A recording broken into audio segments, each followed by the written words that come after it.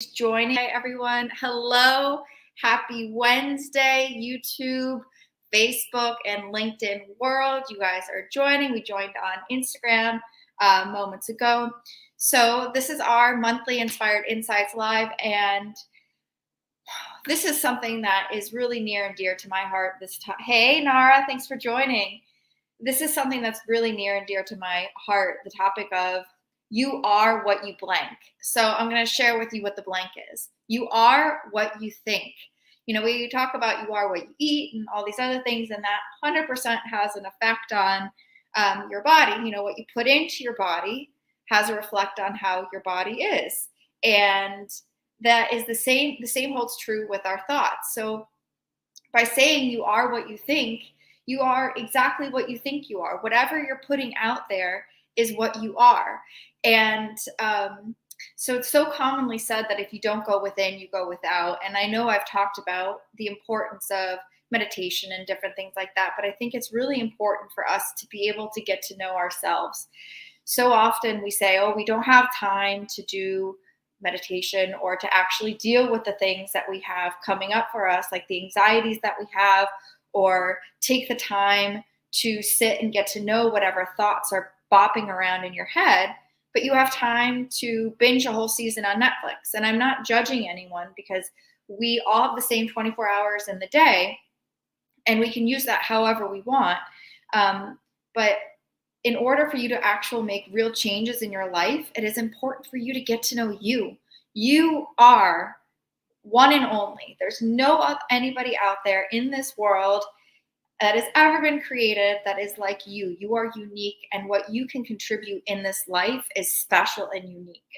And so why not get to know that incredible, unique person that you are? And one of the things that we can start with is actually looking yourself in the mirror and, you know, this is a Mel Robbins thing, but giving yourself a high five, but also something that Louise Hayes talks a lot about is looking yourself in the mirror and talking to yourself and affirming how amazing you are and looking yourself in the eyes. Because I've said this to so many people, and, you know, when someone says, you know, they don't believe in themselves or they can't look at themselves in the mirror and do these things, how can you expect anybody else to believe that you're something that you don't yourself believe you are? We create the image in ourselves, and then it projects to the outside world. So often we don't even know what's going on and what we're projecting. So taking the time to actually get to know ourselves and understand where our thoughts are going is huge, because, you know, the thoughts that we have, they create the words, and then they create your life. We all know the Mother Teresa quote. And, you know, it's just so important to actually take the time to get to know you. And it's funny, when you actually take time to meditate and really sit in a place where you're not judgmental of your thoughts, and it takes time, just like anything, it's a practice, and we don't start off as masters. Mastery is a thing that you achieve by day in and day out and continuing to do it every day, and every day it gets better and easier. But one of the things that you notice is you start to notice those familiar thought patterns that you have that you may not even be aware of. One of the things that I discovered about myself, and this is something we're trained to be as attorneys, we're trained to be problem solvers. I'm an incredible, one of my superpowers is creative problem solving. And I love problem solving. But it's interesting, when it comes to your own internal life, I realized that a lot of my thoughts were going to things that were perceived problems in my life and in my journey. And using this awareness of where your thoughts go and where those patterns of thoughts go to recreate and to create new patterns of thoughts is huge, because we all have these neural pathways that are just habitual. You know, we think that we're actually in control of our lives and in control of the decisions we're making, but most of the decisions that we make are based on conditioned responses, things that we've learned. So we're really not making the decision. We're basing the decision on how our thoughts are patterned to go and what our conditioned responses are. So in order to take true control of your life, you have to get to know you and understand the underlying patterns, and also acknowledge you. Acknowledge whatever's coming up for you. So often we have emotions or things come up and it's just uncomfortable, it's messy, and we don't want to deal with it. We don't like the way it feels when it comes up for us, and so we try to change the channel. But changing the channel is not going to help you deal with it, because if you go back to that channel, which you're going to go back to that channel because you're conditioned to go back to that channel, you're just going to get confronted with the same uncomfortable issue, and you're not going to be able to deal with it. But allowing yourself to sit and understand what's happening in the background to have caused it is one part of the equation. And I'm going to bring it up again. The Inspired Attorney Assessment is an incredible tool of also getting to know yourself. And sometimes assessment tools, or oftentimes assessment tools, even if you remember way back in the day, I'm not going to date myself, but when people used to send out those email chains and you would fill it in and you would send it to someone else, it wasn't really about like getting to know that other person. It was about getting to know yourself, because you're asking yourself these questions and you're filling them in and you're learning about yourself and all of this. And an assessment tool is similar to that. And a lot of the time, we don't know what's happening. And these tools can help us see not only incredible strengths that we have, that we maybe didn't even have not necessarily the power to admit to yourself, but really, like, when you see it on paper, you're like, you know what? I am great at that. And sometimes we have trouble acknowledging ourselves for all the amazing things all the amazing things that we possess and our superpowers, because there may be a part of you that doesn't feel like it's good enough to acknowledge that. And we have to be able to get to know ourselves first and foremost. There's only one you. And I wasn't born being able to look into the camera and look at myself in the mirror and speak to myself the way that I do. And it's been a practice, and it's been a process. And I will say the Mel Robbins high-fiving yourself in the morning is an incredible thing to do. I highly recommend it, because you need to be able to look at yourself in the eyes. And if you're not able to look yourself in the eyes, how can somebody else look you in the eyes? How can you expect anybody else to treat you in a way that you're not willing to treat yourself? How can you expect other people to want to get to know you and to want to honor and respect you if you don't honor and respect yourself? So, the you are what you think is really something that is so powerful. Just like I said, just like you are what you eat, you are what you think. So taking the time to actually get to know your thoughts and not be judgmental of them, and realize that, hey, these are repeating patterns and I can change it.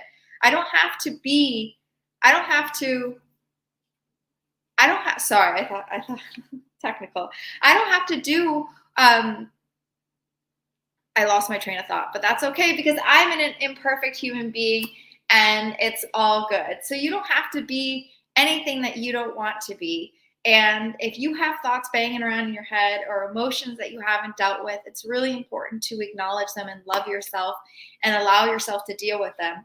And take time every day to get to know yourself. I will tell you, there have been days where I have done certain meditations, or even when I started a meditation, and I was doing the practice as it said that I should, and I was sitting there and I was just getting frustrated. And I allowed myself then to understand where that frustration is rising from. A lot of the time, I know this happens to a lot of us, when frustration rises for people who are extremely smart, when we don't know how to do something. This is something that I've seen in my teams and in myself. When I am having trouble with something that I know I should understand, and I know that I'm fully capable of understanding, I get frustrated. But understanding ourselves and our emotions and allowing ourselves to honor those emotions and allowing that to come up for us is huge. I'm reading this book called The Inner Matrix, and it is phenomenal. You should pick yourself up a copy of it. And they talk about how the lifespan of an emotion is 90 seconds, as long as you don't fuel it with any other thoughts. And this is also similar to the welcoming practice that Rhonda Byrne talks about in The Greatest Secret. When we allow ourselves to honor the emotions that come up, then we allow them to sit there like an old friend, and we don't fuel it with any other thought, and we honor what it is, and we allow it to then let go and zoom out, you work through things bit by bit, and you can release things that you've been holding on to. And only when you also become aware of things can you start recreating those patterns that you've created in your life. So it is up to you to change your life. Nobody else can change your life for you. And so, do you want to change your life? Do you want to continue living the life that is mirrored back to you? Because your life is a mirror reflection of the thoughts that you have going on in your head. Your life and your relationships are a mirror reflection of your own relationship with yourself. So start working on that relationship with yourself first and foremost. Everything else will come into play. Get to know you. You know, sometimes I've asked people the question, what brings you joy? And they don't even know how to answer that question. Sometimes it's hard to answer that question, but then allow yourself to pose the question to yourself, and then throughout the day, start seeing things that make you happy. It could be a simple conversation. I asked myself the question that the other day, and I was listening to a country song, and it was really happy and bouncy. And I thought to myself, this brings me joy. Dancing brings me joy. Singing brings me joy. Working with my incredible clients brings me joy. But really, what brings you joy? And what brings you joy doesn't have to bring other people joy. You have to take responsibility for your own happiness, because if you don't, nobody else will. You are in charge of your life. You're in charge of your right now. So if this is the sign that you've been looking for to take charge of your life, please do it. And if you need tools, I'm here to help you. We have the Inspired Attorney Assessment, which is just incredible. It tells you what your top 7 values are, if any of your values are misaligned. If it tells you what type of organization you fit in. It tells you how you make decisions, and so much more about yourself. Helps you discover your superpowers. And I've put the link on Facebook, LinkedIn, and YouTube. You go to www.theinspiredattorney.co, click on assessment, and you'll get led to the assessment tool. So you'll get the assessment, and you'll get a copy of the assessment, and you'll also get a live walkthrough of the assessment with me. Because start getting to know yourselves, and when you know yourself and others, that is half the battle. Don't expect something that's not there. But when you see who you are, you can build on that. And when you can see things about yourself that you may not like, and that you want to work on, and that you want to move through, you can start working on it one by one. But when we become aware of things and we see that we're creating in our lives and we take responsibility for it, that is huge. That's the first step. So I know that I dropped some wisdom nuggets on you guys today. I would love to hear what your biggest insights were from this Inspired Insight Live. What are you liking about these live sessions? I know a lot of people listen to them on the re-record. So if there's anything else that I can do to make it something that you love even more, let me know. I'm here to help you guys and inspire and really just encourage you to take control of your life and start living that life that you love, doing things that bring you joy. Because when you are in that place of practicing from joy, doing what you love, it really just spreads on to the rest of the world. And you're in control of it. You're in control of your own life. Take responsibility for your own life.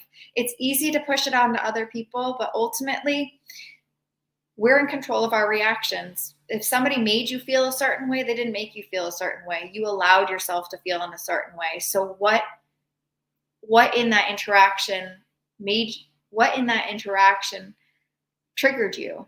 Like what came up for you in that moment? Get curious, start delving down into all those things that are you, because you are incredible and you should honor that incredible you and take the next step, because that on the other side of that is your happiness. And don't you want to be happy? We all do. So I'm going to cut this off before we hit 15 minutes. I'm sending each one of you sparkles, light, and so much joy for the rest of your week ahead. Let me know whatever I can do to support you, and take care. Thanks for joining.